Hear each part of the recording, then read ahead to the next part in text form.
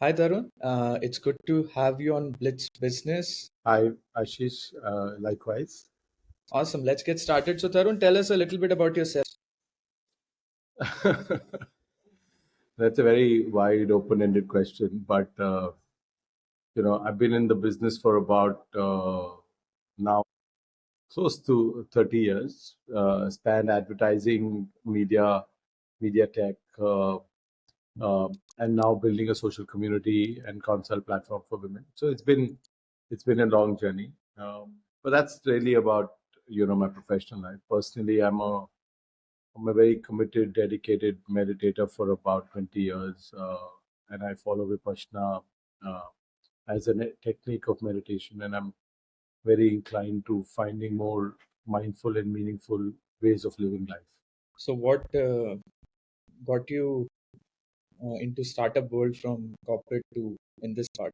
So I think it had been 20 years of running companies for people on mandates that were provided to me, and at some point in time, I think I realized that there's a fair amount of similarity, but also there's a fair amount of difference in entrepreneurship and a corporate life. For me, the similarity was that I'd always run most of my corporate jobs like an entrepreneur role, but the difference of charting your own course, deciding your own destiny, deciding what is going to be the path forward in a fairly independent manner attracted me to be able to do the startup that what I'm doing. Also, I think the strong sense of purpose that came behind it can only be embodied when you kind of own your own destiny rather than you're being dictated by a lot of other compulsions that come about in corporate job. And you mentioned about meditation. So how has it sort of transformed you, changed you, helped you? Like, help us share with your experience. I think it makes you more self-aware just at the start about yourself. It allows you to see the situation as it is, not as you would like it to be. It allows you to go with the flow, right? And over the years, it also allows you to let go of control. I'll give you a simple example, right? When I started my career, and it was a very successful one very early on, I was only 24, 25 years old, running, all of Star TV channels in India. You believe that, you could get anybody to do anything if you could convince them to do it. Over the years of decades of understanding human psychology and working with different kind of people, you now I'm at a point where I don't ever want anybody to do anything that they don't want to do, right? And it must come from their own motivation rather than from me trying to get them to do something, because I think the the truth or the joy that you get when you're self motivated, or when you're convinced, or when you have the energy or the willingness to do something is extremely different from what sometimes you feel that you got manipulated into doing something because somebody asked you. So I think that journey is a long journey. For me, it's been a long journey. For some people, it's shorter. But to understand the meaning of control, right? And the only thing you can control is yourself and not anybody else. So how does it really work? So this is a very interesting topic. I was discussing with many previous guests also. So, but what is your take like?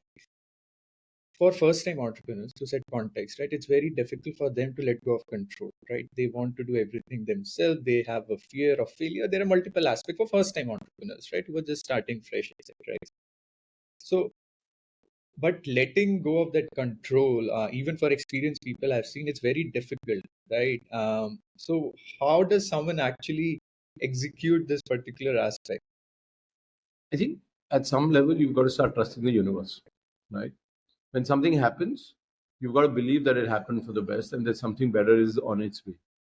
That thinking is got to get ingrained fairly deeply in your head, right? And you've got to almost trick your mind to believing that, right? I meditate a couple of times a day, every day, and I let go of the experiences of the day as I get go along. And it's, I think, essential for me or for anybody else to realize that there's only that much that you can control, right?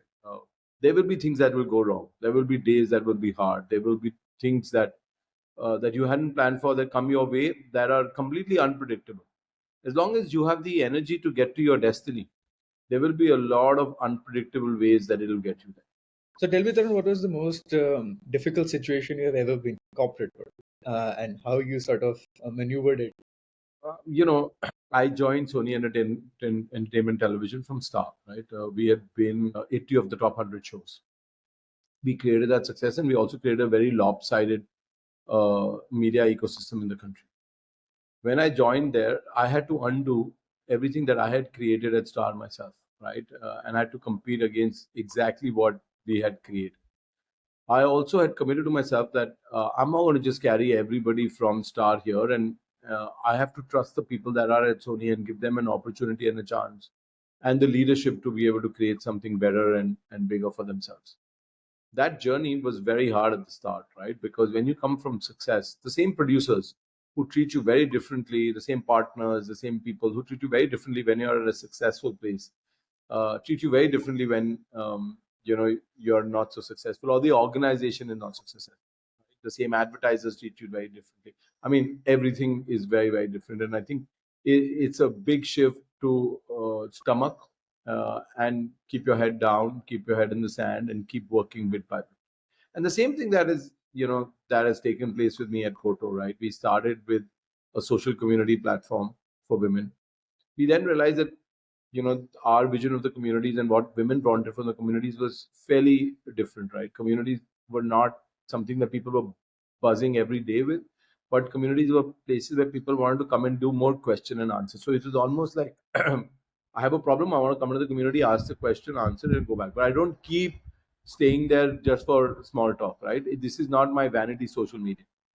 And that understanding led us to rework our entire content creation strategy on the platform, our entire tool strategy on the platform, our product flow, and that got us to where we are, which is consultation commerce, because we realized that then Q&A became such a big thing, and instead of advertising and everything else that we thought will be big in communities, the way to monetize communities would be to be able to allow the community creators to do consultations on the platform, to be able to charge for the consultations, build a marketplace around Q&A. So it was a very different journey than what we'd envisaged when we started building the. So in one line, how will you describe your current company?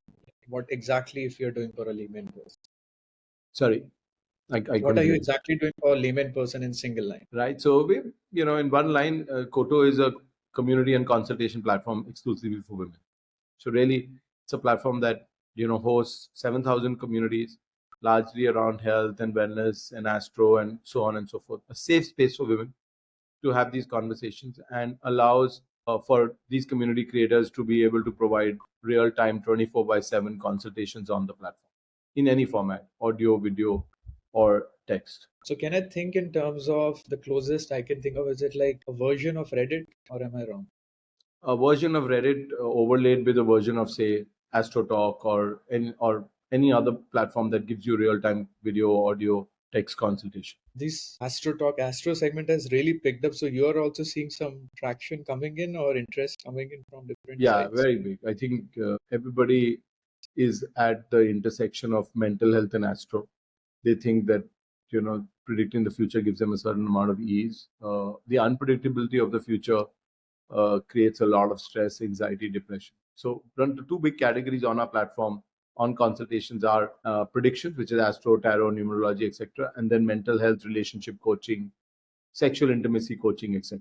So have you ever thought to spin these two into different products and different brands? I think there is a lot of overlap in all of these categories. So people who start with sometimes astro land up in mental health, and then even land up at sexual intimacy, because their real problem between couples is that that they don't have real intimacy, or they don't have an intimate relationship. They don't understand each other. They go back to mental health. Sometimes they go back to tarot to see whether my husband will come together or come back to me. So people transcend these categories very, very easily, quickly. Uh, and I think that's the beauty of the platform, to not create some silo vertical, but to be able to allow people to choose their way out of their situation. Understood. So what are the current plans, Tarun? Then, for example, you want to expand this communities, you want to raise capital. Like, at what stage are you in your journey, right? What is the So I think the next big thing we're doing is to expand this into the Middle East. We've seen some very good organic results in Saudi and Egypt. and Kuwait and UAE and some of the other markets. We've got all close to 500 communities and service providers from those communities ready to go and do consultation commerce. They've built some very strong communities already underneath, and they've got a lot of user base and some very renowned and certificated women who want to do this in that piece of the marketplace of the market. And we believe that MENA as a market needs this even more than anywhere else in the world, where women need a voice, women need a space that they can really solve for themselves on an ongoing basis. And so Middle East is our next big foray. And how's your business model? Like, you charge from the community a subscription fees, or how's it? No, the business model is that users pay per minute for consultations, and What is a we consultation? I didn't like understand. a video consult or a TV or audio consult or a text consult, like a consultation, Oh, consultation. Okay. Hmm. right? All right. So people pay per minute for a consultation, right? And we take a part of it as a platform fees from the service provider. Understood. So what's the biggest bottleneck in this? Like, are people willing to pay? Because I tell you the reason I'm asking. So there was an AstroTalk company which came just like a couple of episodes back, and their analysis was in terms of correct me right and wrong, because what I could understand was the segment, especially this AstroTalk, is very fickle in the sense people will come and they have a problem, right? And if you keep pushing ads, right, they keep seeing that till that point in time you have someone who is always coming, but as soon as the ads stop, etc., the sort of the entire segment or the entire revenue stream sort of goes away and someone else will take place. It's not a very, they are not attached to a particular platform or anyone, because these people or the player are available across the segment. So three or four things, right, Ashish? One, I think we build the platform very differently. What we see on our platform is that community is a foundation of commerce, right? It's not that people just come there. People come in, they've joined communities. There are 500,000 women who are already in 7,000 communities. So they're already part of the community. They already have been talking to their community creators. They've identified with individuals who actually provide these services to them. And they have a certain amount of credibility and trust, right? People come back to the same individual again and again, whether it's for mental health or whether it's for astro, whether it's for tarot, or whether it's for intimacy coaching. It takes time for them to decide who they want to come back to, and we build the platform like that. Unlike many other platforms, we take an extra effort to build the personality and the credibility of that individual, because I think, like, you go to your GP or you go to even a therapist, right? Eventually you go to an individual and not just commoditize the service of astro or the service of mental health or the service of sexual intimacy or menstrual health or nutrition or whatever. So for us, it's important that there's a community underneath. There is a credible and verified community creator who provides these services, who you then eventually trust. And also there's a huge amount of word of mouth where you then recommend those people to your friends and families and others. So if you have a great doctor, you're bound to go tell people, okay, I go to this doctor. If somebody asks you, do you have a good skin doctor, do you have a good GP, you're going to tell them who you go to, right? And similarly for everything else. So that is really our going in philosophy. Our going in philosophy is not that it's a commoditized service and that you can go to just about anybody. You eventually pick who you like, and you eventually then build a relationship for them on the long run. And all And our you tooling is built for that. mentioned about verification. So how do you verify? Like, what's your, So you we have a have an checklist? entire certification verification mechanism where our community team. So you can't just go into the platform and provide services. You can build a community, but once you want to switch from being a community creator to being a service provider, you have to go through our verification process. We need to know whether you're certified to be able to provide the kind of services. What is your experience in terms of the number of consult hours you've done, number of years of experience you have, what are the kind of people that you've serviced. You need to get references in. So we've got a very strong verification process. Until then, we don't really allow you to provide services on the platform. And it's a very different segment you are in versus compared to your previous corporate avatar. Yeah, it So, is. It is. I've always kind of done different things in my life. I think that's what keeps me energized and keeps me excited. But the core of all of this is also content, which is what I've been doing for several years. I make sure that I try to play with content in different features, functionalities, and use cases for people. And this I thought was another very exciting moment. One of the other things, Ashish, that we do is that we encourage all our service providers to go live, right? And we train them to go live, which actually takes away the barrier of people trying to build that connection with the service provider. So if I can see the service provider talk about the problem, talk about a case study, talk about the technique that they use to solve that problem, it takes away the barrier for me to even know or connect with that service provider, right? If it's a mental health therapist, or if it is a nutritionist, or if it is a menstrual health practitioner, if I can see them, talk to them live, and my trust in them is far different than just a listed name with certain amount of certifications behind it. And typically, what's the ticket size? So how much is an average user sort of spending on the platform? So this varies in categories, but there are people who go right up to a repeat of even 5,000, 7,000 bucks a week. A week? What Yeah. is this? Is in tarot segment or some what segment Yeah, is this? tarot and mental health both. Yeah. See, it's a safe space for women. There isn't a safe space for women where they can really vent out and have the kind of conversations and the kind of pain that people are going through, right?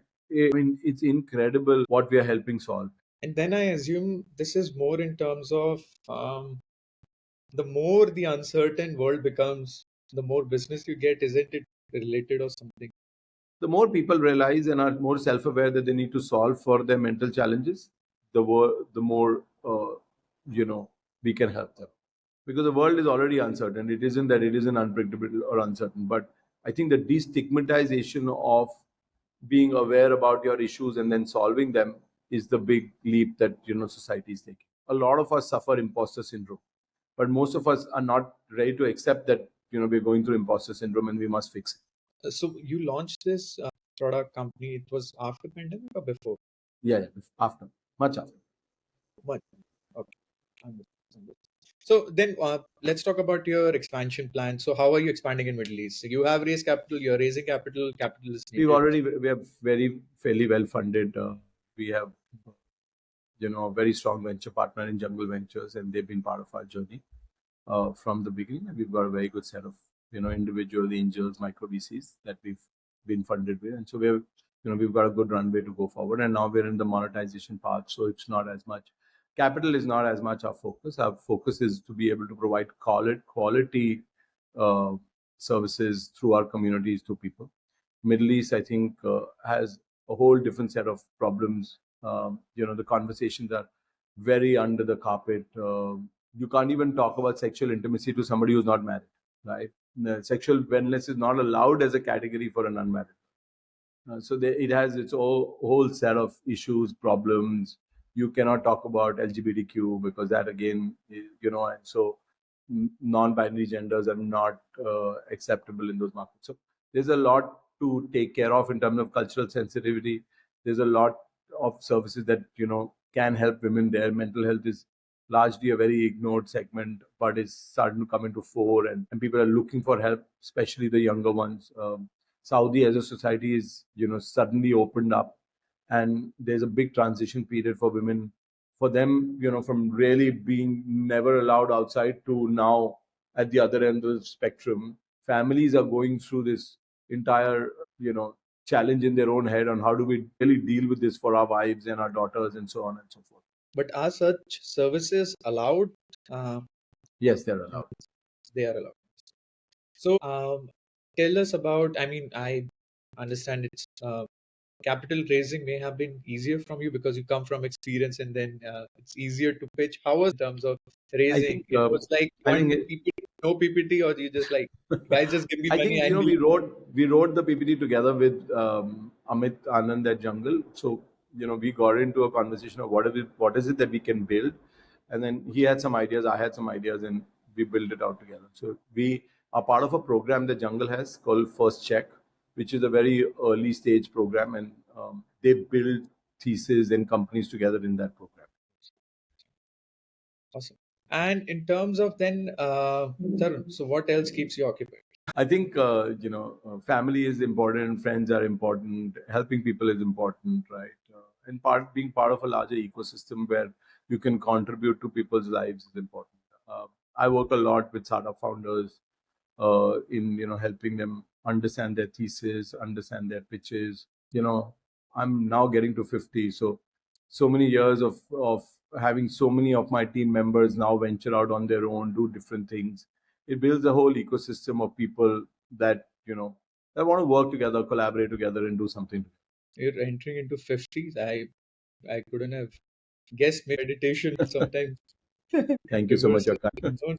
it's yeah, that's impressive. So in terms of, so how are you? So you find the current job profile more exciting versus the previous one in corporate, or like, It's not a job really, right? When you're building a yeah, startup, I wish it was a job, right?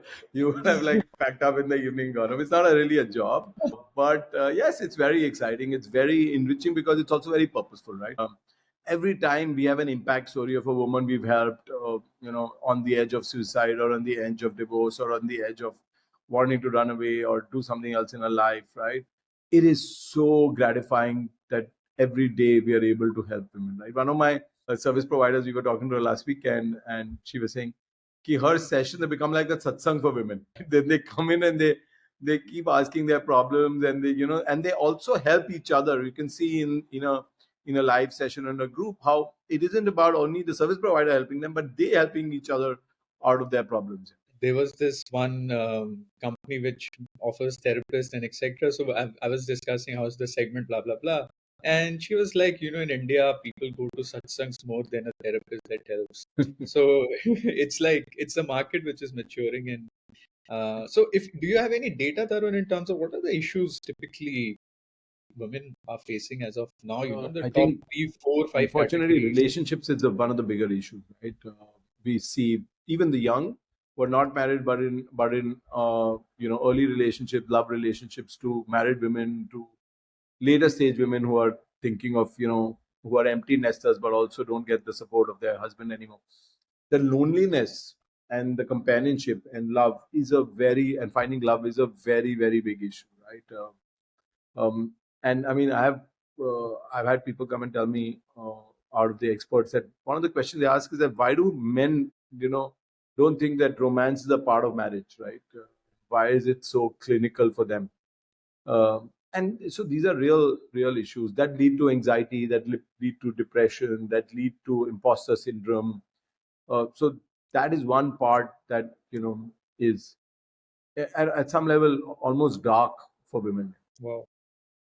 So then, Tarun, who is happy from this in this entire system? Our job is to provide happiness. If you see all our advertising, Ashish, we only show happy faces, So because do you have like we don't do Kim? before and after. We only give you after, and so we tell you, come and find your happiness, find your purpose, find yourself, find your being. It's important. We have to spread the right energy.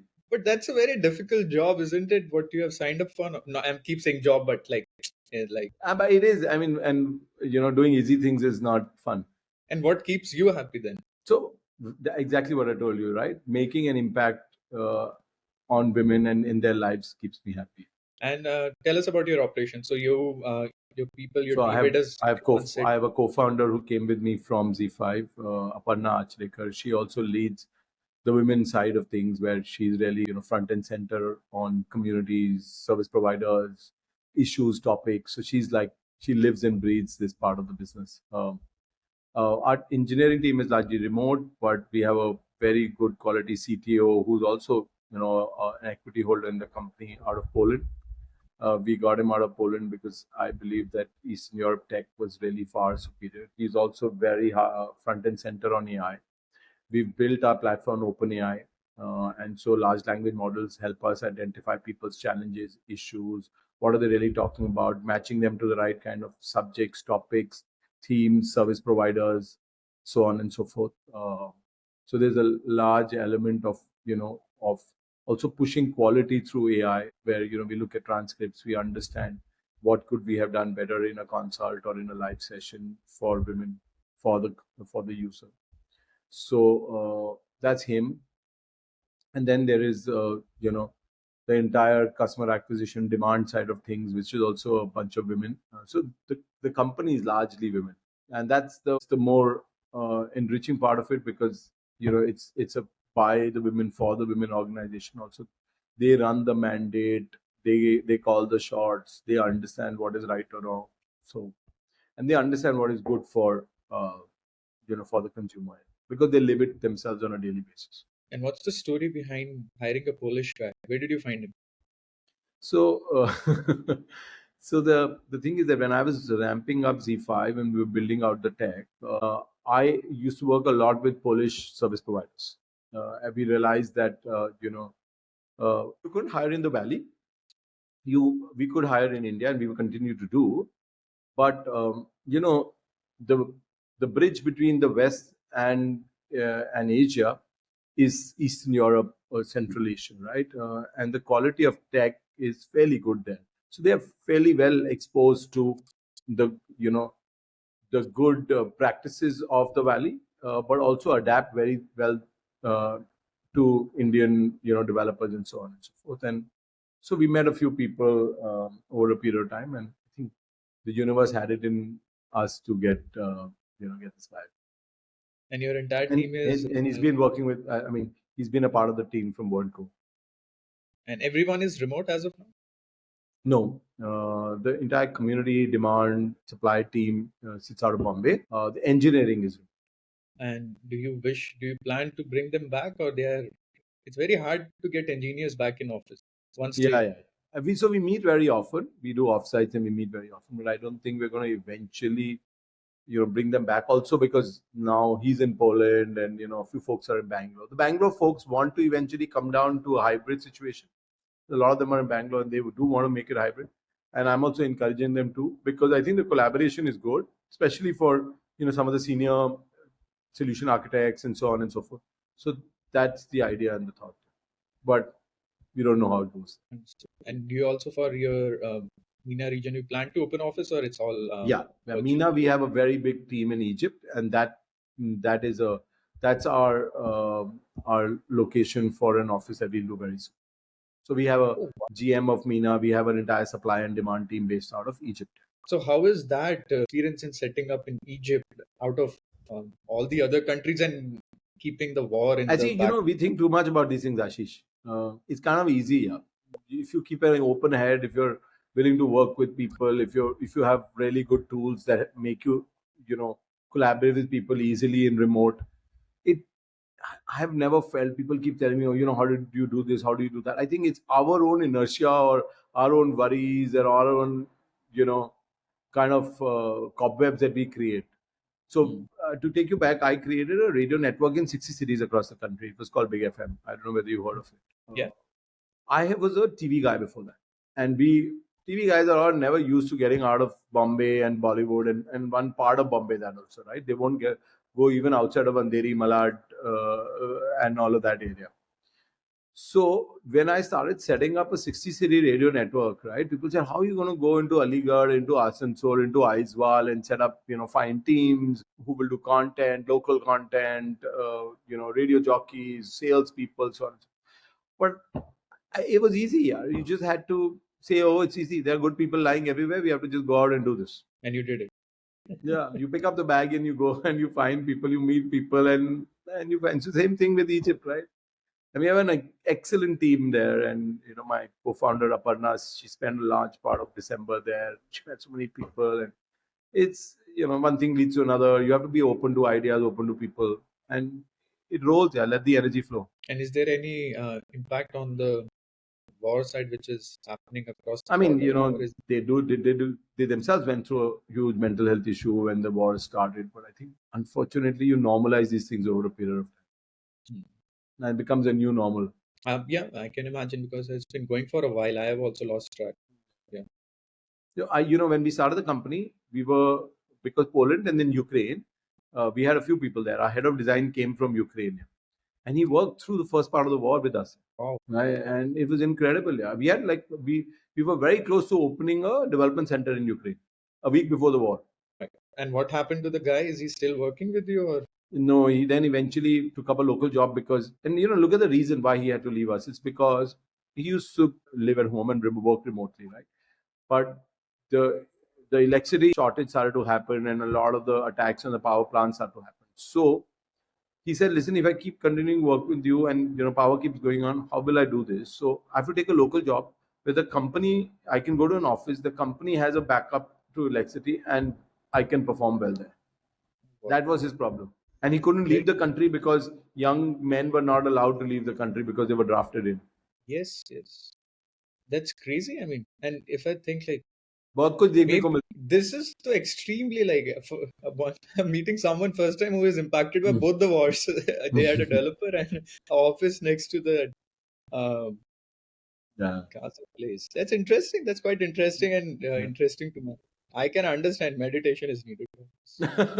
This is not easy one, but You that's have to interesting. keep your head above the water and keep floating as much as possible. Anything, Tarun, in your last 2 decades, 3 decades of experience, which now you look back, you feel ki if I had the opportunity to go back in time, I would have done differently. There are a lot of things, not one. There are a lot, but I try not to go into the past, Ashish. It just it doesn't excite you. You get into a bit of a repentance of I shouldn't have. But I can tell you, I mean, there are relationships that you get attached to at work and outside that you think eventually you shouldn't have done because they take a lot of energy out of you and from that individual. You got to let go at the time that you got to let go. But sometimes your mind doesn't. It plays games with you and doesn't allow you to let go. Fair enough. Fair enough. Great. Awesome. Awesome. It was great talking to you, Tarun. Thank you so much for your time. Anything you would like to share with our No, I listeners? think it's good, Ashish.